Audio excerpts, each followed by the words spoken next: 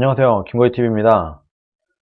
정말 자유한국당이 열심히 노력을 하고 있고 많은 애국 시민들께서 열화와 같은 성원을 보내고 있음에도 불구하고 자유한국당의 지지율이 점점 낮아지고 있고 더불어민주당의 지지율이 올라가고 있는 이런 모습을 보이고 있습니다. 특히 차기 정치 지도자 선호도 조사를 했는데 정말 안타까운 결과가 나왔어요.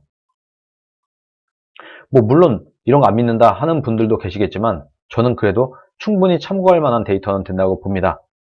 이쪽이 호감이 간다. 이쪽이 호감이 가지 않는다. 그리고 주요 인물 호감 여부를 물어본 거예요. 이낙연이 1등입니다. 호감이 간다가 50%, 비호감이다 하는 게 33%. 이낙연만 유일하게 호감이 간다가 더 많아요. 나머지는 다 비호감도가 더 높습니다.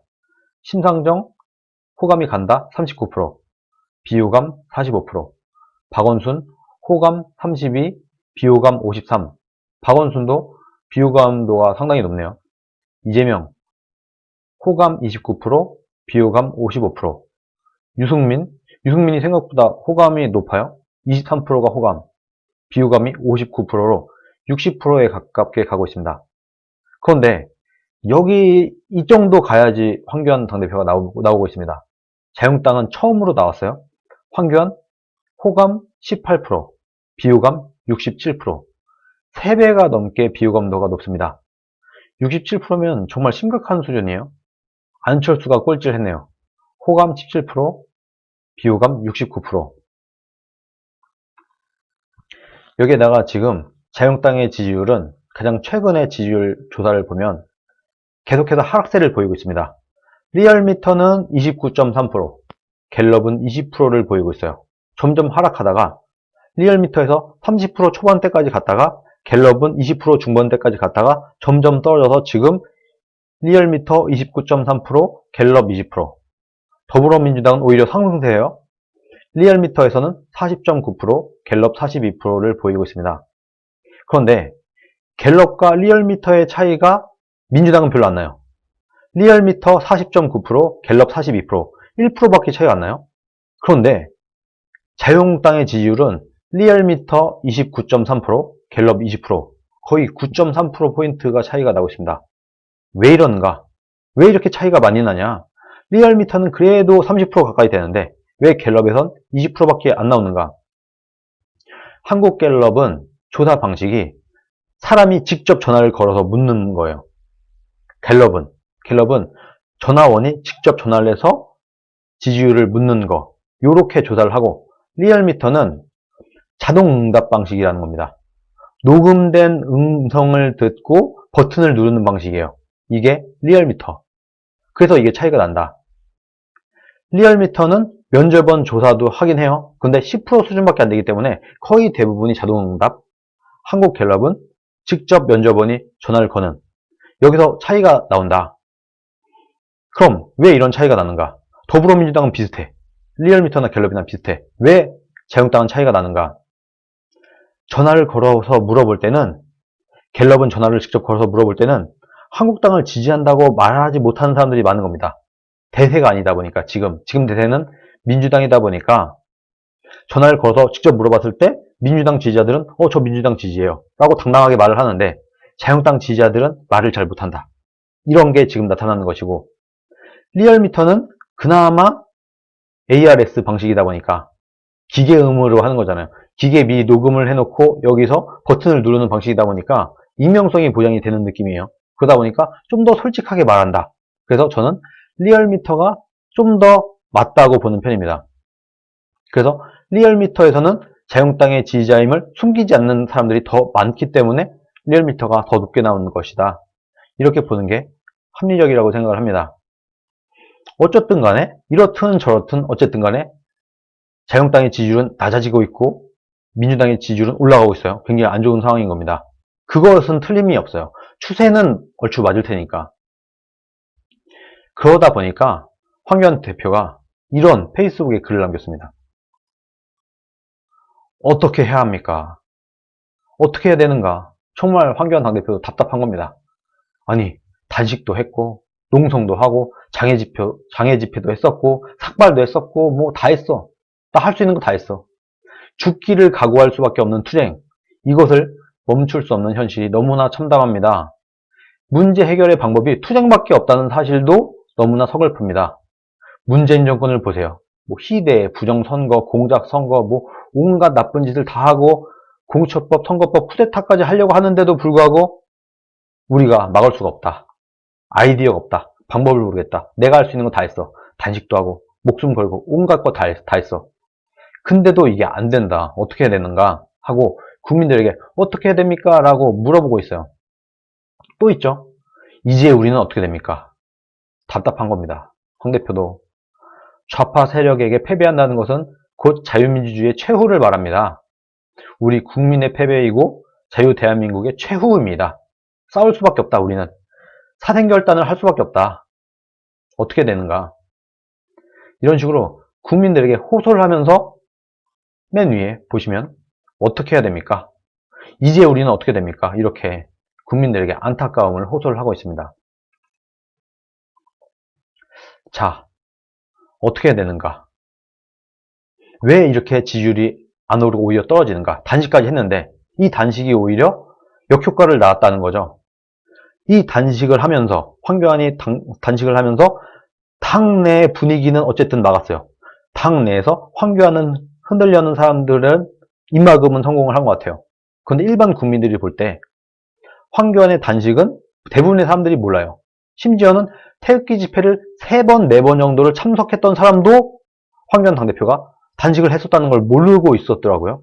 제가 최근에 그 얘기를 듣고 깜짝 놀랐어요.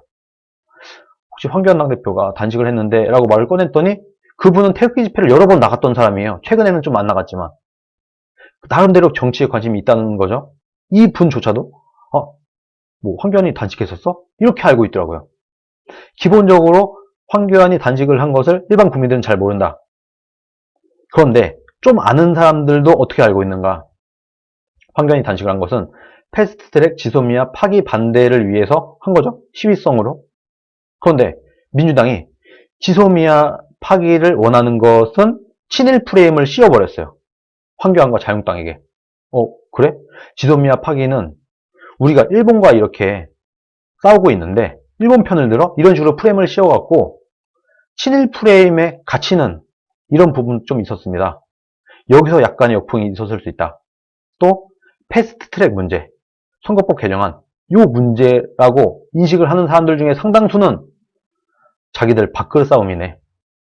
자기들 밥그릇 뺏길까봐 당대표가 목숨까지 걸고 단식을 하는구나. 이렇게 보는 사람들이 많더라고요. 저도 깜짝 놀랐어요. 우파들 중에서 제 주변에 우파 사람들 중에서도 한번 물어봤더니 그 중에서 상당수가 정말 이 밥그릇 싸움 때문에 당대표까지 목숨 걸고 단식을 하는구나. 이렇게 바라봤더라고요. 이게 현실이었습니다. 아마 이랬기 때문에 자유한국당의 지지율은 오히려 단식과 이런 열변을 토함에도 불구하고 오히려 지지율은 낮아지고 있고 더불어민주당의 지지율은 올라가고 있는 게 아닌가. 조국 사태 때 내려갔던 그 지지율이 회복세를 계속해서 보이고 있는 거예요. 황교안 당대표가 계속해서 물어봤습니다. 어떻게 됩니까? 우리는 어떻게 됩니까? 제가 그것에 대한 답변을 한번 드려보려고 합니다. 어떻게 되는가? 황교안, 자유한국당 어떻게 되는가? 방법이 없다. 목숨 걸고 투쟁을 했는데도 안 된다. 어떻게 되는가? 첫 번째, 탄핵에 대한 정리를 해야 된다. 제가 수차례 말했어요. 내년 총선은 자유한국당은 문재인 정부 심판론을 들고 나올 거예요. 문재인 정부 심판합시다. 이렇게 프레임을 가져갈 것이고 민주당은 탄핵 잔당을 청산합시다. 지금 박근혜 대통령이 탄핵이 됐는데 그때 그 세력들은 다 고스란히 자유한국당에 다 남아있다. 이 탄핵 잔당들까지 우리가 청산을 해야 되지 않겠나. 이렇게 민주당은 프레임을 들고 나올 겁니다. 뻔하지 않습니까? 우파들만 조용해. 탄핵 얘기하지 마. 탄핵은 덮고 가. 한다고 해서 이게 덮어지는 게 아니다. 분명히 민주당은 탄핵 잔당들을 청산하자. 즉 문재인 정부 심판론 대 탄핵 잔당 청산론으로 프레임이 짜여져서 내년 총선을 치르게 될 가능성이 높다. 이렇게 해서는 사실 선거 구도상 어렵습니다. 자유한국당이. 그래서 이런 프레임에 안 갇히려면 탄핵에 대한 정리를 확실하게 해야 된다. 두 번째, 이어지는 건데요. 박근혜 정부 요직에 있던 사람들이 책임을 져야 된다. 물론 박 정부 시절 요직에 있었거나 박 대통령을 등에 업고 국회의원 배지를 단 사람들이 추대를 해서 지금 황교안을 당대표로 만들었어요. 황교안 당대표 본인도 박근혜 정부 때 법무부 장관도 했었고 총리도 지냈었기 때문에 이게 좀 앞뒤가 안 맞긴 합니다. 모순이 돼요. 이런 황교안에게 박근혜 정부 요직에 있던 사람들에게 책임을 지우게 해야 된다라고 하는 것은 좀 앞뒤가 안 맞을 수도 있지만 어떻든 그럼에도 불구하고 그것을 해내야 된다. 그래야 정리가 된다. 뭐 내가 빚을 갚는 신념으로 나왔다고 하든지 어쨌든 반성문을 좀 쓰든지 해서 국민들에게 메시지를 만들어낼 수 있어야 된다. 세 번째, 국민을 속이는 물갈이가 아니라 진짜 물갈이를 해야 된다. 적당히 친황으로 채우고 친황이 아닌 사람들 50%를 물갈이를 하면 50% 물갈이 된 거야. 이렇게 국민들한테 말하면 국민들이 그렇게 믿을까요? 정말 자유한국당이 바뀌었다고 생각할까요? 아닐 겁니다. 솔직히 언론들이 다 알고 있어요. 정치부 기자들 이런 사람들이 다 알고 있어요. 누가 친박인지 누가 친황인지 누가 비박인지 일반 국민들은 모르고 우리는 몰라도 우리는 아니라고 해도 정치부 기자들은 다 알고 있다. 그렇게 씁니다. 그렇기 때문에 진짜 물갈이가 아니고 친황으로 구축하고 50%만 적당히 물갈이하는 모양으로 가면은 모든 언론들이 야 도로 친박당이다. 탄핵 당하기 전으로 돌아갔다. 이렇게 쓸 가능성이 거의 100%입니다. 제가 볼 때. 그렇게 하면 뭐 물갈이 하나만 나온 겁니다. 이렇게 되면 프레임에서 진다. 선거 프레임에서 진다. 진짜 물갈이 해야 된다.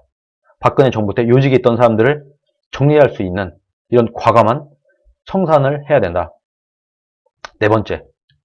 이게 어떻게 보면 가장 중요한 것 중에 하나예요. 황 대표가 지금 비호감이 67%지 않습니까? 황교안을 싫어하는 사람들의 마음을 돌려놔야 된다. 무조건 뭉쳐라. 대안이 없다. 황교안 말고 대안이 없다. 이런 따위의 말로는 중도 민심은 절대 가져올 수 없습니다. 황교안을 싫어하는 사람들한테 대안이 황교안밖에 없잖아. 무조건 뭉쳐 한다고 자유한국당을 찍어주지 않는다. 냉정히 말해서 다수의 국민들은 지금 문재인의 대안이 없다고 보고 있는 겁니다. 민주당의 대안이 없다고 보는 거예요. 그래서 지금 문재인 지지율과 민주당 지지율이 유지가 되고 있는 것이다. 황 대표를 비호감으로 보고 있는 국민들의 마음을 돌려놓기 위해서는 국민들의 물음에 답을 할 수 있어야 된다. 어떤 물음을 국민들이 보내는가? 첫 번째, 박 대통령 탄핵 때 뭘 했는가? 최순실 정유라에 대한 얘기, 태블릿 PC 이런 온갖 거짓의 산, 이것에 대해서 황교안은 몰랐는가? 이런 문제점을 인지하지도 못했는가? 알았다면 박근혜 탄핵 전국 때 뭐 했나? 몰랐다면 어떻게 모를 수가 있는가? 우파 국민들은 다 아는 걸. 이 질문에 답변을 할 수 있어야 됩니다. 두 번째, 민부론, 민평론, 민교론 이런 것들을 내면서 정책 대안이라는 것을 열심히 책으로 써서 내고 있어요. 그런데 국민들은 이런 궁금증이 생깁니다. 불과 얼마 전까지 박근혜 대통령 정부 시절에 총리를 한 사람 아니냐? 그땐 뭐하고? 불과 3년 전에 본인이 권한대행도 했었고 그 전에 총리까지 했었는데 이제 와서 왜 민부론, 민평론, 민교론 이런 걸 펴내는가? 3년 전에 뭐 했어? 박근혜 정부 때는 뭐 했어? 왜 안 했어? 왜 박근혜 정부 때 총리까지 한 사람이 그때는 안 하고 이제 와서 이 얘기를 하고 있지? 이렇게 국민들이 궁금해해요. 이것에 대한 답을 할 수 있어야 된다. 세 번째, 황교안은 박근혜 그림자나 박근혜 시즌2가 아니라는 것을 명확히 보여줄 수 있어야 된다. 즉, 황교안이 저는 박근혜보다 더 나은 사람입니다. 저는 박근혜보다 더 잘할 수 있어요. 하는 것을 국민들에게 보여줄 수 있어야 된다. 박근혜 시즌2가 되지 않는다는 확신을 줄 수 있어야 된다. 국민들에게. 또 총리나 대통령 권한대행 때 하지 못했던 일을 야당 대표, 권한이 훨씬 약한 야당 대표를 하면서 어떻게 할 수 있는지를 답변을 할 수 있어야 된다.